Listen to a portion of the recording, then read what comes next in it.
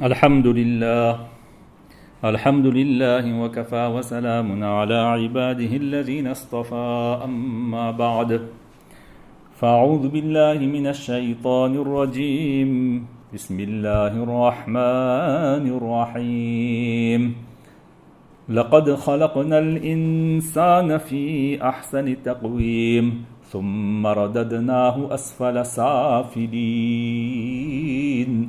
إلا الذين آمنوا وعملوا الصالحات فلهم أجر غير ممنون صدق الله العظيم. Remercions Allah tabarak wa ta'ala, le clément, le miséricordieux, de nous avoir donné le tawfiq d'être une nouvelle fois dans cette séance de tafsir sur des passages choisis. Aujourd'hui, nous avons choisi ce passage qui se trouve dans la sourate Wat-Tin, où Allah tabaraka wa ta'ala dit dans ce sens que nous avons créé l'homme dans la forme la plus parfaite. Allah tabaraka wa ta'ala a créé l'homme, sous une forme parfaite, complète, il n'y a rien à dire. Puis Allah tabaraka wa ta'ala dit qu'à un moment donné de son histoire, nous ramenons l'homme au plus bas, au niveau le plus bas. Au niveau le plus bas veut dire dans la vieillesse. C'est-à-dire l'homme est né enfant, il devient adulte, et puis il redevient vieux. Et lorsqu'il devient vieux, il devient comme un enfant. Comme un enfant, il n'arrive pas à faire beaucoup de choses, le vieux aussi, dans sa vieillesse, n'arrive pas à faire beaucoup de choses. Mais Allah tabaraka wa ta'ala dit dans ce sens que les gens qui deviennent vieux et qui n'arrivent plus à faire ce qu'ils avaient l'habitude de faire lorsqu'ils étaient jeunes et adultes, ces vieux-là, s'ils sont croyants et s'ils avaient l'habitude de faire des bonnes actions, leur récompense à eux de leurs bonnes actions, sera ininterrompue. Dans ce verset, Allah tabaraka wa ta'ala veut faire comprendre que lorsqu'Allah tabaraka wa ta'ala nous met dans une situation où on a la volonté, mais on n'a plus la capacité de faire, telle que la vieillesse, la maladie, le voyage, pendant les périodes menstruelles que nos mères et sœurs connaissent. Allah tabaraka wa ta'ala veut faire comprendre quand il nous met dans ce genre de situation-là, on n'a pas à s'inquiéter, on n'a pas à avoir un pincement au cœur que maintenant je suis vieux, je suis malade, je suis dans cette période menstruelle, mais je ne peux pas jeûner, je ne peux pas faire la soila, je ne peux pas. On a donc une sorte de gêne, de pincement, de regret, on est affligé, on est triste, etc. Mais dans ce verset, Allah tabaraka wa ta'ala veut nous faire comprendre qu'on n'a pas à être triste, on n'a pas à s'affliger, parce que la récompense n'est jamais ininterrompue pour le croyant et la croyante. Dans ce verset, Allah tabaraka wa ta'ala veut nous faire comprendre une chose très importante. C'est quoi? C'est que la religion d'Allah, c'est quoi finalement?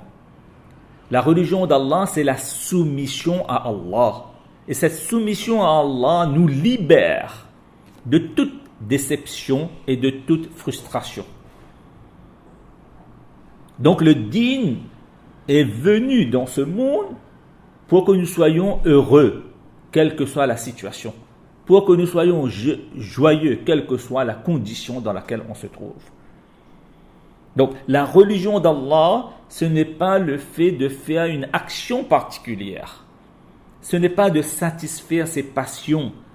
Ce n'est pas d'éprouver une émotion quelconque. Ce n'est pas le fait d'appliquer des traditions ancestrales. Non. Le din, c'est quoi? La religion d'Allah, la religion divine, c'est quoi?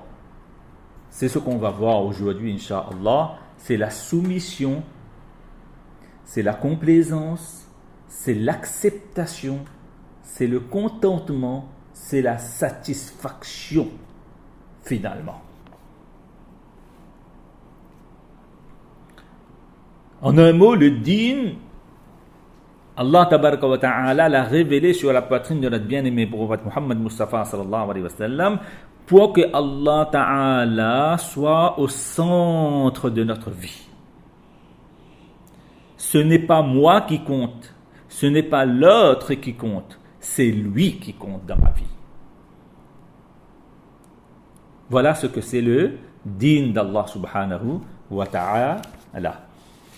Et ça, on appelle ça dans le langage islamique la servitude, le abdiyya. C'est ça qu'Allah tabaraka wa ta'ala veut qu'on développe en nous par le biais de la religion. Eh bien,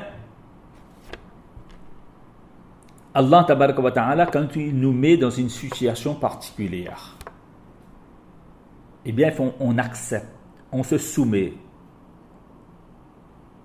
On se dit, voilà, mais dans cette situation-là, qu'est-ce que je dois faire? Qu'est-ce qu'Allah Ta'ala aimerait que je fasse, que je dise, que je pense? Pour illustrer ce qu'on vient de dire là, je vais vous raconter une petite histoire. Une fois, il y a un grand saint de l'islam qui est parti rendre visite à un autre saint de l'islam qui lui était malade. Et il était gravement malade, il souffrait énormément. Mais au lieu de dire aïe, aïe à chaque douleur, eh bien, ce grand saint de l'islam qui était malade, il disait alhamdulillah, alhamdulillah. Eh bien, le saint qui est venu lui rendre visite lui a dit que le fait que tu es malade et tu dis alhamdulillah, eh bien, mérite d'être félicité. Mais seulement là, dans cette occasion-là, dans cette condition-là, il serait mieux de demander pardon à Allah tabaraka wa ta'ala. Il serait mieux de demander la santé à Allah subhanahu wa ta'ala. Parce que quand tu dis alhamdulillah, lorsque tu es malade, là, tu es en train de défier Allah.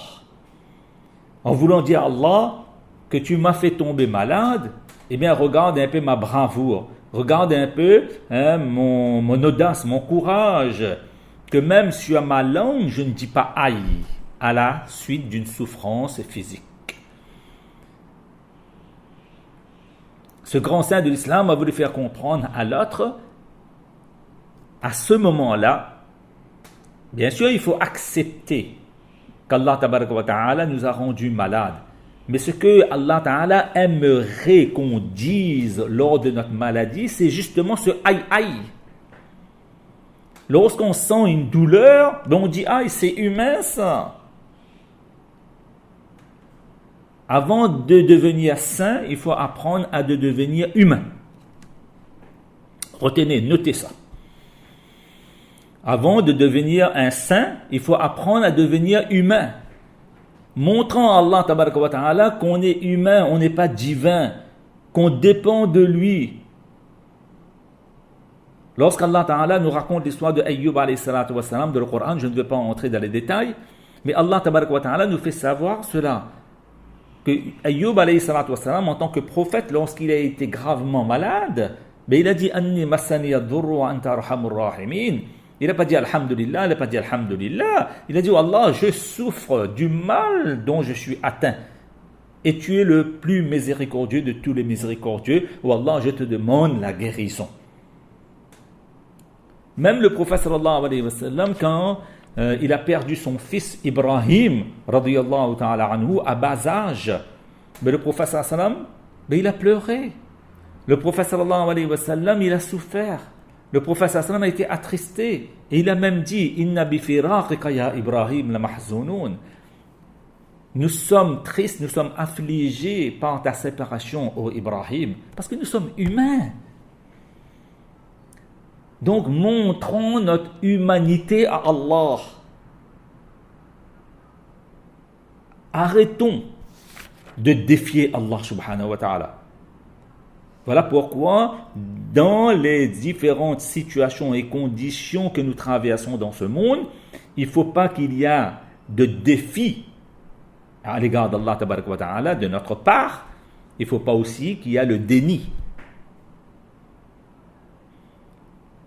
Voilà pourquoi parfois par la maladie, Allah tabaraka wa ta'ala guérit l'orgueil des prétentieux. Eh oui. Comme quoi, par la maladie, Allah tabaraka wa ta'ala veut qu'on devienne plus mature, on arrive à grandir, on arrive à comprendre les choses.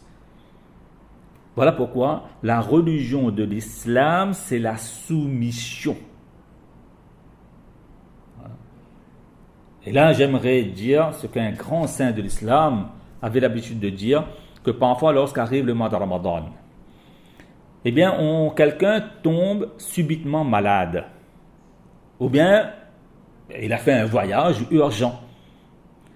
Ou bien, côté des mères et sœurs, ça arrive parfois que on est en train de jeûner et subitement on voit eh bien, que nos règles arrivent. On est en période menstruelle, donc on ne doit pas jeûner. Eh bien, si cette personne-là maintenant s'afflige, s'attriste, il a un pincement au cœur qui mais je vais manquer tant de jours du mois de Ramadan à cause de ma maladie, à cause de mon voyage, à cause de mon état indisponible, indisposé. Mais on n'a pas à s'inquiéter. Si on connaît ce que c'est la religion, c'est Allah qui nous a mis dans cet état. On est tombé malade pas par nous-mêmes. C'est Allah qui a voulu qu'on soit malade, qu'on soit en voyage, qu'on soit en état menstruel.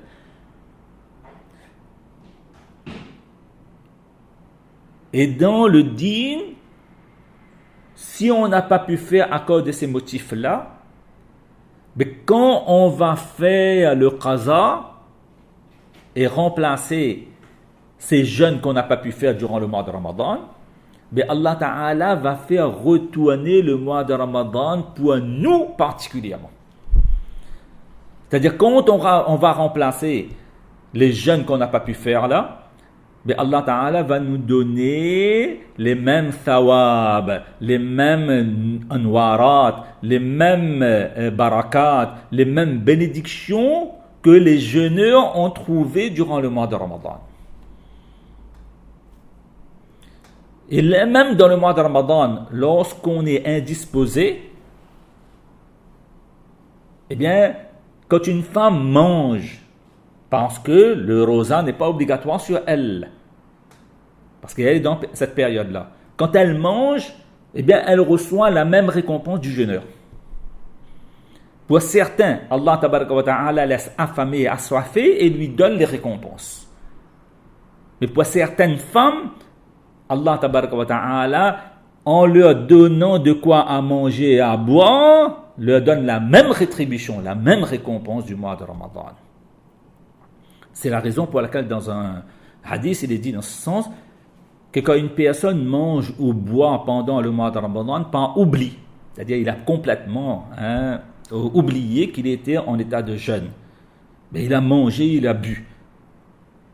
Mais le prophète sallallahu alayhi wa sallam dit dans ce sens, ne croyez surtout pas que ce repas et cette boisson que tu as pris là provient du shaitan.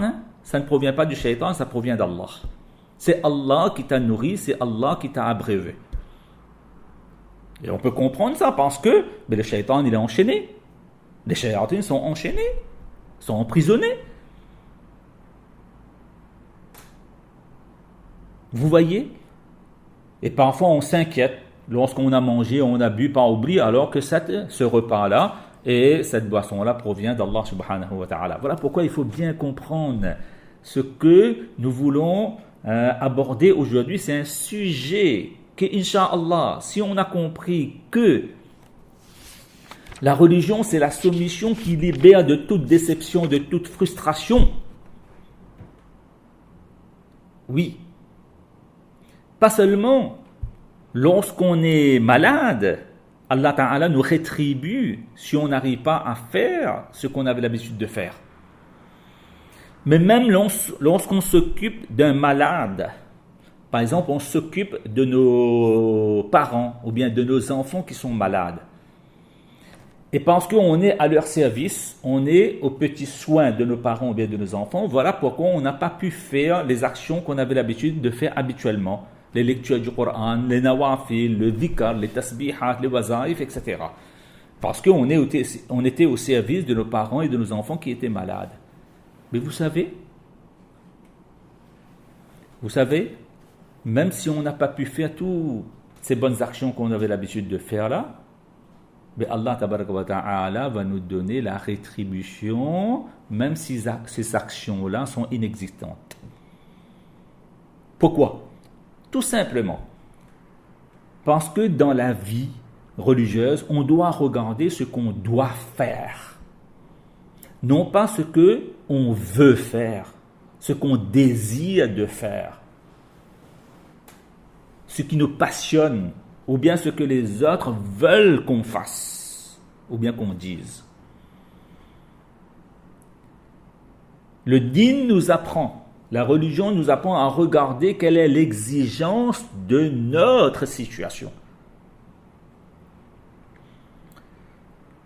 Donc, même lorsqu'on est en train d'accompagner nos parents, nos enfants qui sont malades, par exemple, il faut aller acheter, il faut aller donc voir le médecin, ça prend du temps. Il faut aller à la pharmacie pour trouver les médicaments. Parfois, il faut aller même faire échographie, radiographie ou je ne sais quelle graphie. Parfois, il faut aller même aux urgences. Et on connaît l'urgence de Saint-Pierre. Moi-même, j'ai connu une fois. Mais croyez-moi, parfois, on y reste 5 heures de temps.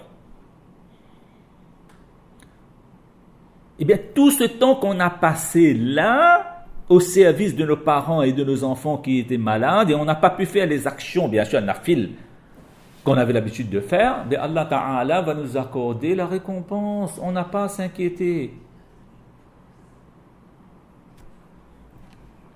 Donc, comprenons bien ça. Voilà pourquoi je donne des exemples concrets, pour qu'on arrive à comprendre ce que c'est le dîn, ce que c'est la religion, ce que c'est l'islam. Et là, il me vient à l'esprit les exemples de notre cher Mawlana Masihullah. Nawwar Allahu barqadahu. Il me manque beaucoup. Oui. Lorsque j'étais en sa compagnie, c'était les meilleurs jours de ma vie. Parce qu'il m'a appris d'être humain.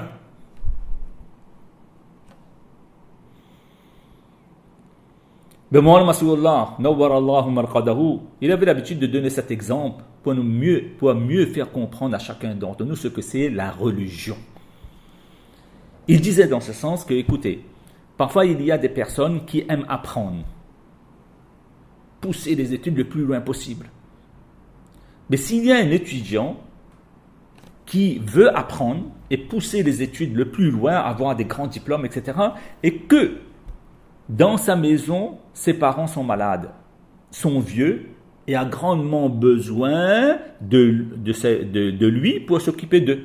Et il n'y a personne d'autre pour s'occuper de ses parents. Il n'y a que lui. Mais Mawlana Masihullah dit dans ce sens, si cette personne-là, il pousse ses études, il veut devenir qari, il veut devenir mufti, il veut devenir un grand alim, et il est en train de délaisser ses parents qui ont grandement besoin de ses soins, de son service. Mais ça, c'est pas le dîn. Cette personne-là est en train de faire ce qu'il désire, ce qu'il veut, pas ce que Allah veut, ce que Allah l'exige, ce que Allah lui demande de faire. Parfois, on voit ça. Même, c'est pas pour critiquer, mais c'est pour faire avancer les choses. Parfois, vous voyez des personnes qui ont beaucoup de passion pour sortir de le chemin d'Allah tabaraka wa ta'ala, dans le tabligh jamaat par exemple. Eh bien, ils aiment partir, mais parfois on part On ne laisse rien pour nos enfants, pour notre femme, pour nos parents, et on part là à l'aventure pour aller changer le monde. Alors qu'il n'y a personne pour s'occuper de nos parents. Il n'y a personne pour s'occuper de nos enfants. Il n'y a personne pour s'occuper de notre femme à la maison. Alors que c'est notre responsabilité, ça, première. On fuit notre responsabilité pour aller assouvir un désir qu'on a. Ça, c'est pas digne, ça. Ça, ce n'est pas digne, ça, s'il vous plaît. Mawlana Mas'oullah, rahmatullah alayhi, il a donné un autre exemple, et qui est vraiment parlant, pour nous faire comprendre ce que c'est le digne, c'est chercher la satisfaction d'Allah, non pas de nos passions, de nos pulsions, de nos désirs, de nos vœux, de nos souhaits. Attention, parfois le shaitan nous joue des tours, dans la grande tour. Mawlana Mas'oullah donne un autre exemple pour faire comprendre ce que c'est la religion. Il dit dans ce sens que, supposons qu'on est parti en vacances dans un lieu retiré, dans un village un peu éloigné, etc. Je ne sais pas moi, à la plaine de Palmis ou bien dans les Hauts.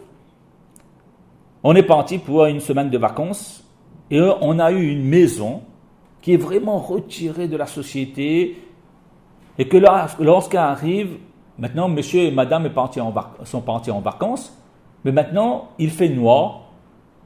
C'est une maison vraiment retirée dans les Hauts et il n'y a personne dans le voisinage. Arrive l'heure de la salat de Isha. Si le mari maintenant, il dit dans ce sens que voilà, madame, toi tu restes à la maison et que moi je pars faire ma salat de Isha en Jamaat dans une masjid. Un peu loin de là, de cet endroit-là. Et la femme dit, l'épouse dit à son mari que voilà, restez toute seule dans cette maison-là, dans le noir et éloigné de la ville, etc., tout ça, mais j'ai grandement peur, je ne peux pas résister. Donc il vaut mieux faire la salat à la maison même et manquer la salat avec Jamaat. Vous savez, Mawlana Mas'oullah, c'est quelqu'un qui avait appris le din, qui avait compris le din. Mais lui, il disait dans ce sens, à ce moment-là, il est un devoir pour ce mari-là de faire la salat Isha chez lui, dans la maison, au lieu d'aller faire dans la masjid. S'il part dans la masjid pour faire la salat de l'Isha et il laisse sa femme derrière dans la maison toute seule, souffrir, etc., eh bien, il est en train de faire quelque chose que lui, il désire. Parce que dans cette circonstance-là, dans cette situation-là et cette condition-là, ce qui aurait plu à Allah, c'est le fait de prendre compte de la peur de sa femme dans une maison isolée. C'est puissant, ça. Et puis, il avait l'habitude de dire cette histoire-là. Il dit dans ce sens que une fois, il y avait un mariage. Ben, on avait embelli donc la nouvelle mariée, bien maquillée, elle était bien habillée avec les plus beaux bijoux. Il y avait des fleurs sur les tables, il y avait la couleur de la salle, etc. Tout était exposé, tout était décoré. Mais les copines de la nouvelle mariée sont arrivées pour tout simplement complimenter en disant à la nouvelle mariée que tu es belle, tu es bien maquillée, les bijoux sont vraiment beaux, même la décoration de la salle est vraiment belle, etc. Mais les copines ont remarqué que la nouvelle mariée ne manifestait pas une grande joie. Elle a écouté, elle a entendu ce qu'elles ont dit, mais tout simplement, mais il n'y avait pas un visage rayonnant. Eh bien, les copines ont fait cette remarque-là, nouvelle mariée, mais on est en train de te complimenter et tu ne manifestes pas, tu n'exprimes pas autant de joie. Et là, Mawlana Mas'oullah a dit, écoutons attentivement. La mariée a dit quelque chose. Elle a dit dans ce sens que vos louanges, vos éloges là, seront utiles au cas où mon mari, mon futur mari, Parce que je me suis embelli, je me suis fait belle pour lui. Lorsque lui, il va me dire, ce soir, que tu es belle, tu es bien maquillée, hein, tu es ma princesse. Alors à ce moment-là, je vais exprimer ma joie extrême. Et moi, le Massoullah, dans son style, eh bien, il avait l'habitude de nous dire, eh bien, la religion, c'est la même chose.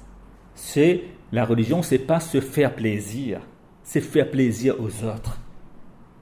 Mais c'est chercher la satisfaction d'Allah, tabaraka wa ta'ala, comme celle nouvelle mariée, chercher la satisfaction de son futur mari.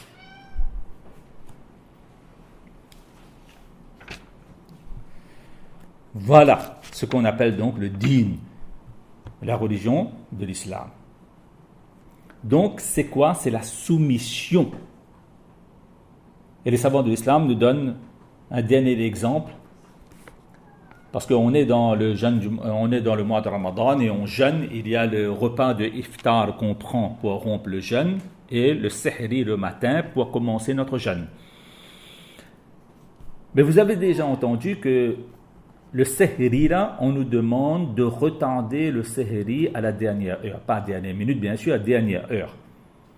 Et concernant le iftar, le repas de la rupture du jeûne, on nous demande de faire le plus rapidement possible. Dès que l'adhan est donné, dès que le soleil se couche, on doit rompre notre jeûne. Vous savez pourquoi ça? Eh bien, pour se soumettre et pour respecter la durée du jeûne qu'Allah tabaraka wa ta'ala nous a ordonné de faire. C'est-à-dire, Allah tabaraka wa ta'ala a ouvert par exemple à la Réunion qu'on jeûne, je crois on jeûne ici 16 heures de temps. Hein? 5h30, bon 5h on va arrondir, 5h jusqu'à 6h30, ça fait au moins 16 heures de temps. Mais si on prend le sihri bien avant, et si on rompt le jeûne bien après, ben on risque de faire le jeûne, la durée du jeûne risque d'être 17h, 18h. Et Allah Ta'ala nous a demandé de jeûner, de rester à jeun, affamé et assoiffé pendant 16 heures de temps ici à La Réunion. Voilà pourquoi les savants de l'islam nous disent dans ce sens qu'il faut faire le sihri le plus tard possible et le iftar le plus rapidement possible pour que on respecte la durée du jeûne que nous a ordonné de faire Allah subhanahu wa ta'ala. C'est ça qu'on appelle le din.